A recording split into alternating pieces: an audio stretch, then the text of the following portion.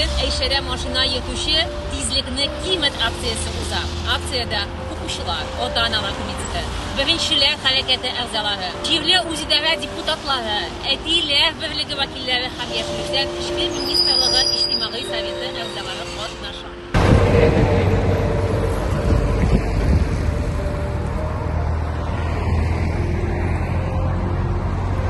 На сегодняшний день на дорогах Республики Татарстан с участием детей до 16 лет произошло 314 дорожно-транспортных происшествий, в которых 10 детей погибло и 335 получили ранения различной степени тяжести.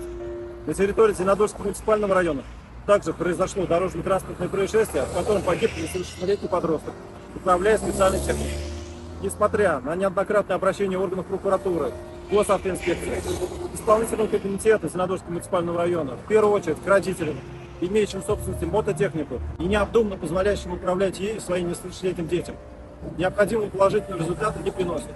Проводя данную акцию, госавтоинспекция обращается ко всем участникам дорожного движения, неукоснительно соблюдать правила дорожного движения. Родителям необходимо обратить внимание, где находятся ваши дети и как проводят свободное время, с целью исключить последних от управления различными видами мототехники.